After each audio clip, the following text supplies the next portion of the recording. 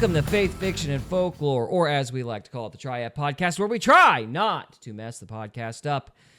And today we are continuing our review of Mike Winger's newest video on Bethel. The video is called "The Skeletons in Bethel's Closet Are Now Going to Speak." From what I understand, this is kind of a culmination of a bunch of research he's been building up to. And we're trying to see what the nature of the accusations are and whether or not, I don't know if it's just fair to say whether or not we believe it, but we're just going to react and kind of evaluate what he's saying. With that said, Trevor, how are you today?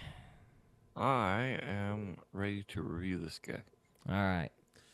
Well, we'll just jump right into it then. We were talking about, oh gosh, I don't even remember the guy's name. Do you? That one dude. Yeah, that one dude. Yeah, Mike Winger will say the name shortly, so... Some sort of prophet who Mike Winger thinks is false. Yeah, he's part of a long lineup of people he thinks is false, so... Who talks from, what, Bethel Baptist? Yeah, so these are... Is that the one that they, like, show up at all sorts of different places and they have, like, they're doing... protesting and stuff? No, that's a different group. Bethel has a school, and they're basically part of the charismatic movement. That's about all I know about them. Oh, okay. And that's the thing is, Mike Winger has been doing this long series where he's been refuting or dealing with what he calls cover-up culture. So it's been pretty well limited to the charismatic movement. So he's basically going after the cover-up culture in the charismatic movement, not in churches overall, so far as I can tell. So this is basically them covering up false prophecies and bad actors in their movement and everything like that. So that seems to be what he is dealing with. I've kind of already said my piece about what I think of all that. I kind of wish he'd specified that he was going after strictly the charismatic movement a little sooner, but, you know, water under the bridge, or it's too late now, however, so... It is what it is. And at the end of the day, all it really matters is whether or not the accusations are true or valid, and that's kind of what we're going to look at and see. So we're going to see what his complaints are, we're going to see what the evidence of those complaints is, and we're going to make judgment calls and kind of react in real time. So, Mr. Trevor, are you ready? Let's do it. All right. With me about this, but let me share with you guys the evidence. Jubilee will give you some reasons to think that this was all made up, but imagine in the moment, you're just in the audience and you hear this prophet, God's... I suppose I should probably specify what's actually happening since we stopped last time about 18 minutes in. So basically, he is giving examples of the damage this particular false prophet, quote unquote, has done. And apparently he told a couple to get married, and they did, and the man wound up nearly killing the girl. So he is extrapolating on that situation. He's also alluded to basically how they're doing it. Apparently they do research on these people ahead of time, and they call out people that they know are going to be in the audience. They've read up on them on Facebook or whatever, and they act like they've divined knowledge when really it's just prep. Yeah. So, and then Trevor, you were talking in the live stream, you were talking about how they have like a radio hooked up to their ear and they're getting fed information in real time. Yeah, I'm not saying that this guy did it, but this is something that they do. So if you want to elaborate on that. Yeah, they'll have like an earpiece talking to people behind the scenes that are looking up people like live, and they'll go as far as to, do a whole background check on people as they go. Okay, and the person believes that this is all divined from God. Yeah. Okay, so that seems to be the scam Mike Winger is talking about, so we will go from there. Now that we're all, what's the word? We're all caught up. We're all caught up, yeah, and ready to hit play. There we go. Giving you a jubilee. Oh, God's giving you that girl. You hear this, and then you tell your girlfriend this. Of course she marries you. Of course she thinks, I can never leave you. No matter if you strangle me, I can never leave you. This is a huge advertisement in the midst of prophesying, and it's a prophetic advertisement that tomato pie cafe place is like level 10 awesome, and we've been eating there for the mornings, and it's like they've been bringing us food kindly enough. and they're amazing. But does she have something to do with the Tomato Pie Cafe? Does she works there? Okay. Right. Jubilee from Tomato Pie Cafe. So that is the clip, and that is where he said that God was giving him Jubilee. Now, in hindsight, I know that where I worked was on Facebook. The fact that we were in a relationship was also on Facebook, and he had met my ex the day before, so he was able to go home and find all that information. It's hard to put into words how highly esteemed this man is in these religious circles, Bethel being the main hub of these religious circles. And essentially, you just kind of believe that anything that this man says is like the word of God, because he was a very esteemed prophet and had a stamp of approval from Bethel. We ended up getting married later that year, and he immediately turned abusive. And I suffered through about 4 years of horrible physical, spiritual, mental abuse, and it was absolutely traumatic. And he ended up strangling me a couple years into our marriage, and I did not leave this relationship because of what Shawn Bolz said. I thought that God wanted me to be with this man, and it was mental anguish to unpack all of that. Obviously, I've deconstructed a lot since leaving Bethel, but at the time, I was still drinking the Kool-Aid and thought that this prophet knew what God's will was. So it took the second time that he strangled me for me to finally leave. And even in leaving, I was so tormented by this decision because I didn't know if I was outside of the will of God. He strangled me for the last time in January 2020, and I wasn't able to swallow without pain for 10 days. And it was a very, very scary situation. Look up the statistics on your likelihood of being unalived after you have been strangled. I am very lucky to be alive.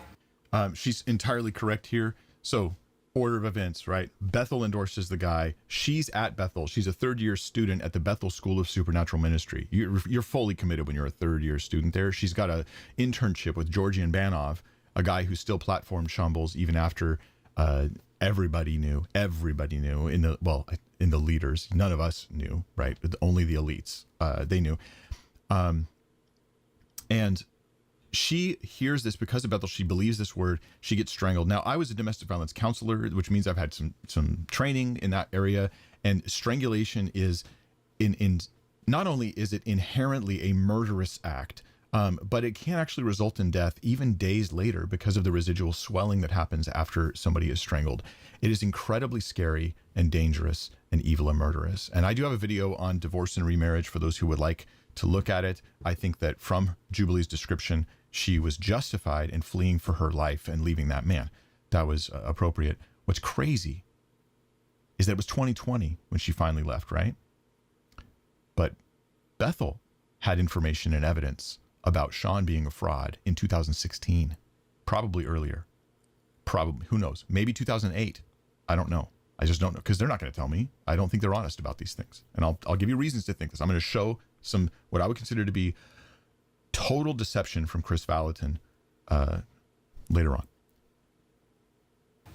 And just so happened, in 2020 is when everything came out about Shawn. But it came out behind the scenes and nobody said a freaking word. Chris Valentin is one of the heads of Bethel, and he is known for his prophetic ministry, and he has done many conferences with Shawn Bolz. So essentially, it all came out in 2020 what he had been doing. Somebody had come and presented a bunch of evidence to Chris Valentin, and he agreed that it was really bad and fishy, and he was fully convinced that Shawn was a fraud. In 2020, they decided to silently distance themselves from Shawn. So they started to take his books out of the bookstore. They stopped doing conferences with him, but they never said a word to their congregation, which is absolutely outrageous. Well, she's right here. She's correct. That is outrageous. But Bethel knew before that. I think that they knew. There's more that they knew in 2020, it seems. But they knew before that about the prophecy stuff. It was in 2016 stuff was even publicly being put online, but nobody believed it because the leaders didn't support it. The leaders didn't actually back up and go, hey, let's take a look at this. Let's examine these things. And no, they just let him continue. They let him continue. And it seems as though Bethel's actions and everybody's actions since then have only been a reaction to things going public in a way that is meant to create damage control and self-preservation. So that is the opposite of protecting your people. Sometimes ministries have to make choices between protecting the leaders and protecting those people who they lead. And you always pick the people. Jesus, he showed us how to lead. He laid his life down for the sake of the sheep, and we have to lay our lives down, even our reputations down, for the sake of the people that we are tasked to protect. Okay, so I am going to take a moment here, and while I'm doing this, I'd like you to give your thoughts. But I think since he's bringing up Bethel so much, we need to do a little bit of Google on Bethel for people who are not aware of who they are. So they have a ministry, I believe so. Trevor, do you know anything about Bethel? No, I don't. I don't know anything about Bethel. Okay, well, let's just take a moment to look at their website then. So we've got the Bethel School of Supernatural Ministry, BSSM.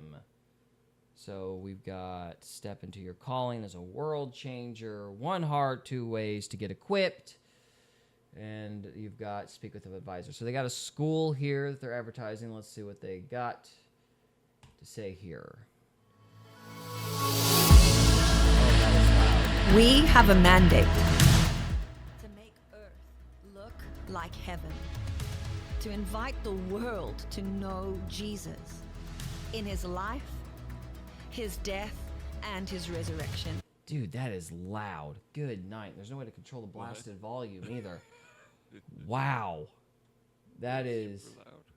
Bring heaven to earth, huh? As if that's our job. That's already telling me there's a problem. Yeah, that's God's. That's putting your will against God's, basically. Yeah, let's take a look at their culture. I can't keep listening to that video. That was brutal. Yeah, there's no way. Good night. You can't control the volume either. That's like nowhere to turn it down. Anyway, Imagine that. let's see. Let's look at here. Let's see. We got naturally supernatural. That's our heading.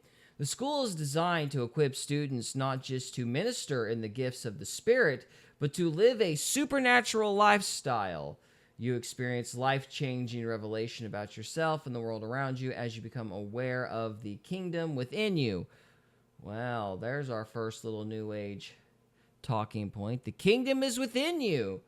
Bring heaven to earth because it's all in your mind. But anyway, sorry. And are encouraged to, yeah, pretty much. And are encouraged to be naturally supernatural. What in the world does that mean? By bringing heaven to earth wherever you go. Does that mean being nice? What does that mean?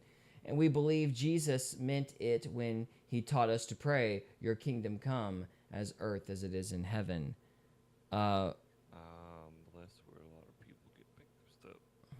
Yeah. Your kingdom come on earth as it is in heaven. They're trying to say, they omitted your will be done. I noticed that. Why would you put an ellipses on that point, I wonder? Perhaps it's because, you're praying for his eventual return, not, manifesting heaven by being nice or something. But anyway, okay, so there's that. We've got what revival looks like. Joy. If the kingdom of heaven is righteousness, peace, and joy in the Holy Spirit, then joy is 1/3 of the kingdom. That means a lot of laughter and fun. Life at BSSM is full and alive and joyful. Okay. Present in our city. BSSM, by design, does not have dorms. Instead, we encourage students to live in the neighborhoods and get jobs in the local area so they can practice bringing Jesus to the marketplace as part of their learning experience. What do you think about that? I'm already going, this is Christianese for we really need to save money here, but that would be cynical. So many of our students work part-time jobs while they attend school, as do 99.9% of students. But anyway, free and responsible. The school culture is more adept to meeting God as you do life. Well, a Christian's supposed to do that anyway. Okay. The school has no general restriction on dating for our single people. Well, I mean, good luck stopping that anyhow, which is so common to ministry schools, that would be a redundant rule. Rather, we have, or an unenforceable rule, I should say, but anyway. Rather, we have chosen to teach our students how to have healthy relationships and live in purity within the community, which I would assume to be any Christian school's goal, but okay. Of course, learning without a lot of external restrictions creates a need for a high level of discipleship, personal responsibility, and accountability in our students. I have no idea what that last sentence means. That sounds ominous, though. Am I reading too much into that? That sounded a little ominous, Trevor. What do you think? This whole thing sounds ominous. Yeah, it does sound like a PR piece, doesn't it? All right. It's like they're trying to... Sounds kind of like a cult, honestly. Yeah. Getting a few cult vibes here, just a little bit. Becoming. BSSM is not for the faint of heart or lazy. Like right there, it's like that's way too close to BDSM for me. BS, that would be going below the belt or going after low fruit, I guess. So I don't know. That's low hanging fruit. And it is okay. Let's see.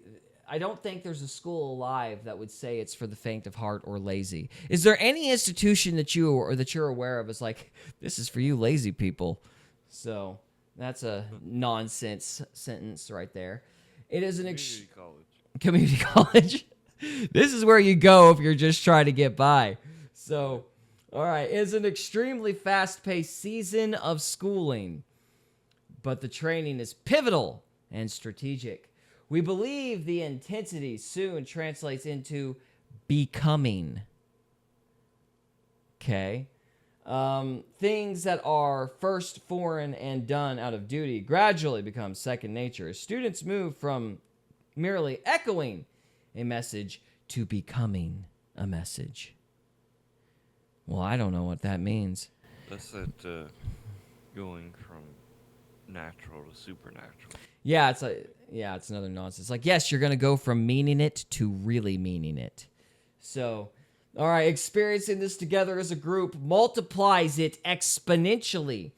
Together, cheering each other on as they realize their unique identities, gifts, and destinies. You are the chosen one. So, all right, transparency in community. Personal responsibility is accomplished through small group interactions in a covenant community which embraces honesty, transparency, and confrontation. Well, that sounds like a struggle session, but okay. BSSM is not for those who are looking for a place to rehab or people who are coming out of lifestyle sins. So if you're addicted, don't come to... Yeah, if you've got any problems, don't come here. Okay. We're supposed to be helping you supernaturally through the Word of God. Don't come. I love this term, lifestyle sins, as if there's any other kind. That's beautiful. I think there's something in John about, those who say they are without sin are liars. There's that might be a paraphrase, though. Anyway, there is too much freedom in our environment for those struggling with self-control. In other words, it's just like life. Anyway, Bethel's school is designed to be a ministry training center where our students embrace their royal identity. I want a royal identity. I guess that it's a royal identity because they're in the kingdom, even though they haven't died, I suppose. I don't know. Anyway, learn the attributes of the kingdom and walk in the authority and power of the king. And you shall be as God. But anyway, all right. No, it really is New Age. If you make history with God, this is, I guess, a quote from Bill Johnson. If you make history with God, he will make history through you. Well, I don't have the foggiest idea what that means. It means if you make history with God, He will make history for you. That's what it means. I'm trying to translate that, Trevor. Oh. I'm having a hard time. Let's It see. translates to He will make history through you if you make history with God.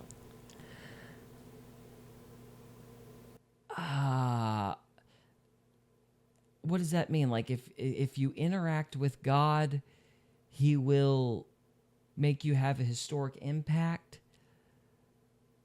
I just feel like God, He will make you a legend. I feel like Confucius say the Chinese cookie is in the bottle. But anyway, all right, yeah, right. Okay, worship. Worship is a core value and a high priority at BSSM, as it is everywhere. Each year, we see our students teach a deeper level in assessing the heart of God. How do you assess the heart of God? You can't even comprehend Him. As they worship together as a class. Okay. Sing praise. Easy. Yeah. Okay, creative arts. Bethel's creative arts team has a passion to use the arts to open doors to the miraculous love and power of God and ultimately bring healing and transformation. I don't see anything weird with that, I don't think. A little generic, but not weird. Not weird. Revival regions. Reading has around 17 regions in need of transformation, and we encourage our students to move into these places and release what God has given them. So they're trying to take over strongholds and regions away from the darkness. Okay, I see. All right. I'm being cynical in my head. Well, yeah, you know how when Lucifer took Jesus up on the mountain and said, "I will make you Lord over all this." They're offering the same thing. Well, yeah, it makes sense. I think what they're trying to say is we're gonna do mission work in low-income areas. I think that's what that means, but I don't know. I think. View our students' testimonies. Watch now. I ain't gonna click on another video. You about blew my eardrums off. Yeah, so that's Bethel. I mean, just looking at this page, I'm like, well, I wouldn't go. No. I know what less of that I know what less than half of that means, and the half I did understood sounds communist. But anyway. So we'll just move on from that. I just wanted to give a general sense of who Bethel is. Let's see, we got another website here. Bethel School of Supernatural Ministry. Become a modern-day revivalist. Okay. View website. Is that going to take us back to where we were?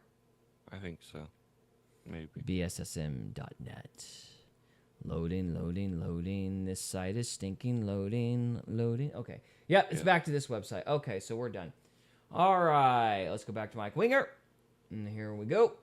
And to guard. But they didn't do that.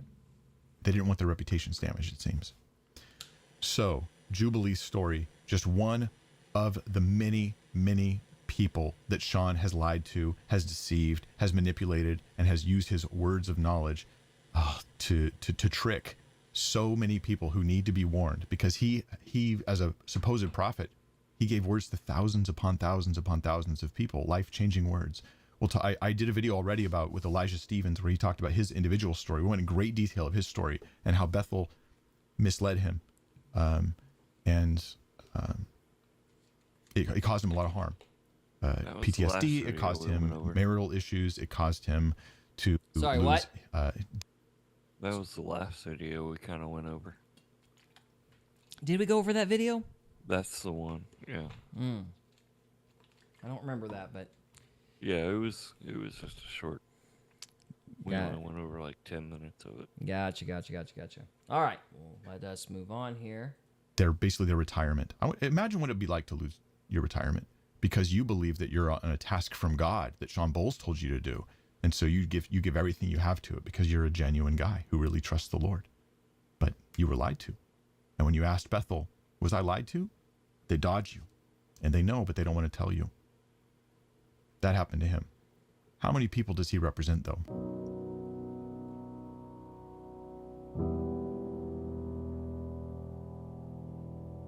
Let's talk about Bolz' history. Okay, this is the part of the video where we're going to dive deep into the history of Shawn Bolz. We'll show him giving words of knowledge to people. You'll get to see what that experience looked like over and over again. And okay, we're actually going to stop there and pick that up next time because we are already almost out of time. We're moving at a pretty good clip. Do you have any final thoughts, good sir? No. There's still missing context, but I'm starting to, after looking at their website and getting where Mike's coming from, I can see how you could easily put 2 and 2 together and not trust. Yeah, the corporate talk is a tell. Yeah. That sounded very, very corporate. It was very ambiguous with a lot of Christianese that I'm not sure has any particular meaning other than expect struggle sessions. We're going to give you freedom, but when you screw up, so help you. And do not admit that you have any particular addictions. We know you do, but shut up about it. That's what I heard. It's like, oh, we don't have dating restrictions like other schools. We let you do what you want. I'm like, well, good luck enforcing that anyway. But anyhow, so it's just a lot of little weird corporatese that screams. Screams scam in my opinion. But I'm a cynic, Trevor. I'm just a cynical man. All right, and the phone chimes as if to confirm the fact. But anyway, all right. Well, we're going to go ahead and wrap it up for this episode. Thank you guys so much for watching. We will pick up next time on how Shawn Bolz was created. And we'll see what Mike Winger has to say about that. So, guys, thank you so much for watching. We'll see you next time. See ya. We hope you enjoyed this episode of Faith, Fiction, and Folklore. If you did, we would love it if you would subscribe to us on YouTube or follow us on Rumble. We can also be found on X, Instagram, and Facebook. And we are available on Spotify, Apple Podcasts, Amazon Music, and iHeartRadio. Thank you again very much for listening, and we'll see you next time.